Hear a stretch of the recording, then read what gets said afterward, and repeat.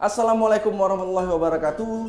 Jumpa lagi dengan Pak Mus di channel Hewan Lucu.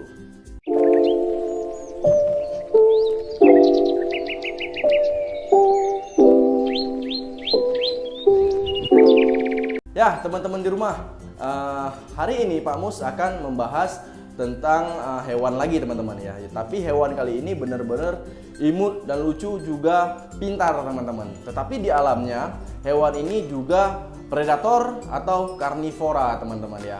Mungkin teman-teman udah pernah dengar, yaitu hewannya bernama otter atau berang-berang, teman-teman. Nah, otter ini nama ilmiahnya adalah Aonyx, teman-teman ya. Nah, di Indonesia sendiri otter ini ada 3 spesies, teman-teman. Dari total 13 spesies yang tersebar di seluruh dunia, teman-teman. Nah, dari 3 spesies ini ada otter atau berang-berang yang boleh dipelihara, teman-teman ya, yaitu belum dikatakan dilindungi, teman-teman. Nah, yang 2-nya lagi ini termasuk hewan dilindungi karena terancam punah, teman-teman. Nah, yang tidak dilindungi ini adalah otter cakar kecil, teman-teman, atau Aonyx ya, teman-teman ya. Nah, untuk yang dilindungi yaitu otter kuku besar, teman-teman, atau cakar besar yaitu lutra, teman-teman. Nah, di sini Pak Mus juga udah ada satu paket, teman-teman ya. Pak Mus baru beli juga otter. Nah, di sini Pak Mus pengen sharing, teman-teman, ketika ingin memelihara otter ini apa aja sih yang harus dipersiapkan, teman-teman. Nah, bagaimana cara memilih otter yang bagus, teman-teman, untuk teman-teman pelihara di rumah ya. Yang kedua, bagaimana cara merawatnya, teman-teman. Dan yang ketiga, apa sih kelebihan dan kekurangan si otter ini, teman-teman ya. Nah, sebelum kita buka, teman-teman, kita penjelasan sedikit dulu ya, teman-teman ya. Otter ini habitat aslinya adalah di pinggiran sungai, teman-teman, atau danau atau perairan, teman-teman ya. Dia ini suka membuat sarang itu di lubang-lubang atau ditumpukan kayu-kayu atau ranting-ranting ya, teman-teman ya. Jadi di pinggiran sungai itu. Nah, otter ini biasa hidup berkoloni atau berkelompok, teman-teman. Nah, jadi di sini Pak Mus juga udah ada 1 ekor, teman-teman ya. Kebetulan Pak Mus cuma beli 1 karena kemarin ini ada 2, tapi saudaranya udah 2 dibeli orang, teman-teman ya. Nah, bagaimana sih cara memilih otter yang bagus, teman-teman? Kita unboxing dulu ya, teman-teman. Kita di sini udah ada cutter, kita unboxing dulu. Nah, untuk di alamnya sendiri, teman-teman, otter ini dia pemakan daging-dagingan, teman-teman. Nah, makanan pokoknya yaitu ikan ya, udang, katak, dan hewan-hewan air lainnya, teman-teman. Tapi nggak jarang juga otter ini ditemukan di alam itu memakan atau memangsa hewan-hewan kecil lainnya, teman-teman, seperti unggas anak-anak burung ya, tikus-tikus kecil, teman-teman. Tuh lihat, teman-teman. Nah, ya. Jadi otter ini sangat lucu, teman-teman. Jadi mungkin agak stres perjalanan. Nah, aromanya ini sangat khas, teman-teman, otter ini. Kita langsung keluarkan aja, teman-teman. Nah, ini dia, teman-teman. Tuh, lucu banget kan, teman-teman. Nah, lihat. Ya. Tuh, lihat. Nah, bagaimana sih cara memilih otter ya untuk teman-teman pelihara, apalagi teman-teman di rumah ini mungkin masih pemula ya, teman-teman ya. Nah, saran Pak Mus untuk teman-teman pemula di luar sana ya, kalau ingin memelihara otter itu pertama dipilih, teman-teman, yang sudah buka mata, teman-teman ya. Jangan dibeli yang masih merem, karena jika kalian pemula ya, kalian ini akan kesusahan dalam merawatnya karena rentan, teman-teman ya. Jadi sayang sekali kalau hewan selucu ini mati di tangan kita, teman-teman. Nah, yang kedua, teman-teman bisa pilih yang sehat ya. Kukunya tidak ada yang cacat ya, teman-teman. Kakinya lengkap semua.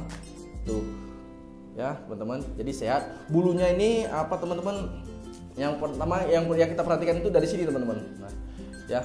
Bulu di daerah kelaminnya ini bersih, teman-teman ya, nggak jorok, teman-teman. Karena kalau teman-teman salah pilih ya, teman-teman bisa dapat yang diare atau mencret, teman-teman. Itu sangat berbahaya ya. Bisa saja nanti si otternya mati di tangan kita, teman-teman. Nah, yang keempat, teman-teman bisa pilih itu yang sudah agak besar, teman-teman, tetapi jinak total, teman-teman ya. Kalau bisa beli yang hasil breeding, teman-teman, atau hasil ternakan, jadi dia nggak liar, teman-teman. Kalau teman-teman beli yang sudah agak besar begini, tetapi ini adalah hasil tangkapan alam, dia itu sangat garang, teman-teman, galak, teman-teman. Nah, kalau dia galak, dia ini gigitannya lumayan sakit, teman-teman, lengket, teman-teman, karena giginya ukuran segininya udah tajam, teman-teman. Tuh lihat, teman-teman. Tuh, ini kalau gigit lumayan sakit, teman-teman, walaupun kecil ya, ini tajam, teman-teman. Izin kamu mau nanya. Iya. Nggak bisa kita gigit gigitan musang atau otter? Nah, untuk gigitannya lebih sakit otter teman-teman, karena mulutnya ini lumayan lebih besar daripada musang ya, dan gigitan dia ini lengket teman-teman. Ya kalau mungkin musang cuma strike doang ini ya teman-teman ya, tetapi kalau otter ini gigit begini nggak lepas teman-teman. Dia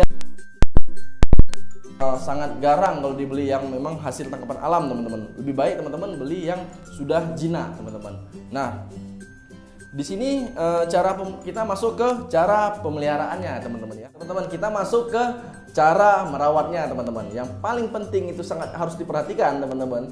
Itu adalah makanan atau susunya teman-teman. Kalau teman-teman beli yang masih nyusu teman-teman atau didodoti teman-teman itu harus perhatikan susunya teman-teman. Kalau di sini Pak Mus memberikannya susu kambing perah asli ya teman-teman ya. Jadi kalau teman-teman di rumah itu kesulitan atau jarang ada yang jual susu kambing perah asli, teman-teman bisa ganti pakai susu kucing teman-teman ya. Jadi susu kucing itu aman untuk otter. Nah, kalau juga teman-teman nggak bisa beli susu kucing, teman-teman bisa gantikan dengan susu bayi yang non laktosa. Teman-teman nggak perlu khawatir, teman-teman langsung ke apotik aja ya, tinggal bilang mau beli susu bayi yang 0 sampai 6 bulan yang non laktosa teman-teman. Ingat, non laktosa ya. Jadi jangan diberikan yang mengandung laktosa teman-teman, itu sangat berbahaya, bisa membuat si otter ini diare teman-teman. Nah, kalau teman-teman masih pemula di rumah, kenapa tadi Pak Mus bilang jangan beli yang masih merem teman-teman ya? Karena nanti teman-teman akan sangat kesulitan harus menyepetnya 3 atau 4 jam sekali teman-teman. Nah, kalau sudah agak besar begini, ini udah belajar makan ya teman-teman ya. Teman-teman udah bisa langsung kasih makannya teman-teman. Itu dia makanan favoritnya adalah lele atau ikan belut teman-teman ya. Teman-teman bisa filet atau cincang halus-halus ya. Supaya si otter ini belajar makan teman-teman, karena giginya udah ada, dia ini udah bisa makan sih teman-teman ya. Teman-teman bisa kasih filet lele, dan ingat teman-teman harus dicincang sehalus mungkin teman-teman. Karena apa? Karena kalau teman-teman cincangnya itu terlalu kasar-kasar teman-teman, terlalu besar-besar, ketika dia nelen teman-teman itu tersangkut di kerongkongannya teman-teman ya. Maklum saja karena kan dia ini giginya kan belum besar teman-teman, jadi dia bisa belum mengunyah dengan sempurna. Kalau nanti dia tersedak teman-teman, dia bisa muntah teman-teman ya. Jadi sangat disayangkan teman-teman kalau tersedak ya. Jadi cincang yang halus teman-teman. Nah, dia ini bisa dikasih lele, filet-filet ikan lain juga bisa teman-teman. Jadi kalau teman-teman pemula lebih baik beli yang sudah belajar makan teman-teman. Jadi teman-teman nggak terlalu kerepotan dalam merawatnya ya. Susunya juga bisa langsung diselingi teman-teman. Di sini Pak Mus pakai susu kambing ya. Ini sih dia tadi dari sana kayaknya udah makan teman-teman. Tuh lihat. Tuh. Dia nyusu teman-teman. Tuh pinter teman-teman. Nah, ntar ya teman-teman, si adik ini haus ya. Dia jadi teman-teman, nah ketika sudah susunya dan makannya juga tercukupi, apalagi yang harus diperhatikan teman-teman, kandangnya teman-teman ya. Kalau di sini Pak Mus mungkin menggunakan kandang sekecil ini dulu teman-teman ya. Ini kandang hamster teman-teman, karena dia masih kecil ya, nggak apa-apa kita letak di sini dulu. Dan ingat, dikasih alas yang halus teman-teman, karena ketika dia sama induknya itu teman-teman, dia tidur itu selalu dipeluk ya, atau ditemani oleh ibunya. Itu kan bulu induknya lembut teman-teman ya. Kita jadi kasih alas yang lembut teman-teman supaya dia nyaman juga di sini. Dan ketika nanti dia besar teman-teman, itu harus memberikan kandang yang besar dan kokoh teman-teman. Kenapa harus besar dan kokoh? Karena si otter ini atau berang-berang adalah hewan yang hiperaktif teman-teman.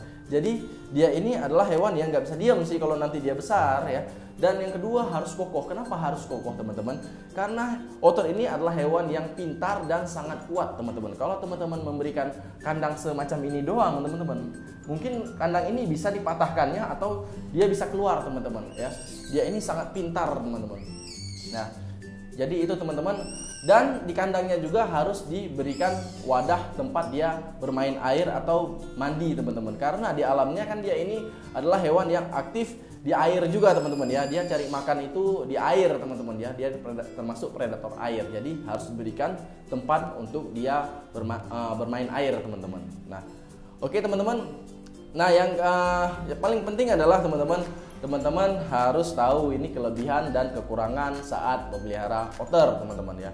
Kelebihannya itu apa? Kelebihannya otter ini bisa dijadikan hewan peliharaan yang sangat lucu ya dan sangat pintar teman-teman. Bahkan ada sebuah penelitian mengatakan bahwa Eki otter ini di atas lumba-lumba teman-teman. Jadi hewan lumba-lumba yang dikenal orang itu pintar saja masih kalah dengan si otter ini teman-teman. Jadi dia lebih pintar ya. Bahkan di luar negeri sana teman-teman, otter ini ketika di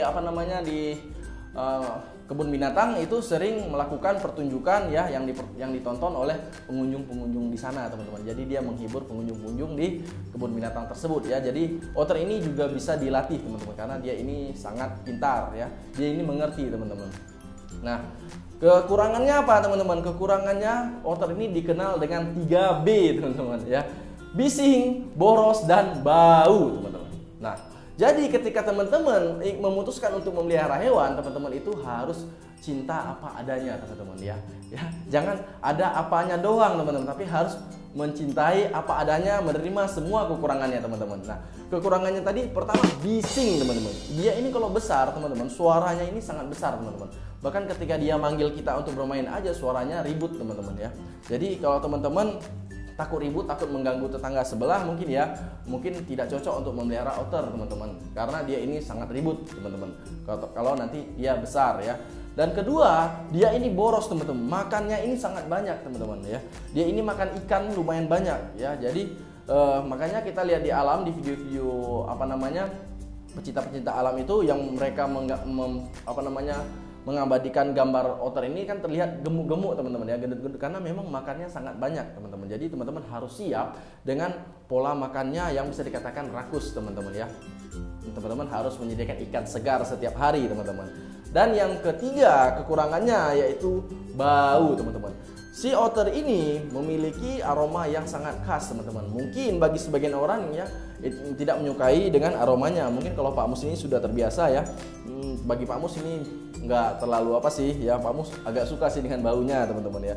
Nah, ketika nanti dia besar teman-teman, kandangnya itu harus selalu dibersihkan teman-teman. Karena apa? Karena pup dan pipis dia ini sangat bau teman-teman. Kalau teman-teman biarkan ya 2 atau 3 hari tidak dibersihkan aja, mungkin baunya itu akan sampai ke rumah tetangga dan mungkin sangat mengganggu orang sekitar teman-teman ya. Jadi itu wajib diperhatikan teman-teman, wajib dibersihkan setiap hari teman-teman. Nah, kalau teman-teman sudah yakin memutuskan untuk memelihara si lucu ini teman-teman juga harus siap dengan semua konsekuensi dan resikonya teman-teman. Jangan nanti ketika teman-teman memelihara ya, teman-teman tahu semua kekurangannya, si hewannya malah kalian telantarkan teman-teman. Jadi gak boleh begitu teman-teman. Kalau memelihara itu harus pelajari dulu kelebihan dan kurangannya, cara merawatnya, baru kalian putuskan mau pelihara atau tidak teman-teman ya. Jadi sekian dulu video Pak Mus ya, semoga bermanfaat bagi kita semua. Bagi kalian yang pendatang baru atau penonton baru, jangan lupa like, komen, dan subscribe teman-teman. Dukung terus video Pak Mus di channel Hewan Lucu supaya konten ini terus berkembang dan memberikan wawasan-wawasan baru bagi kalian semua. Sampai jumpa di video selanjutnya.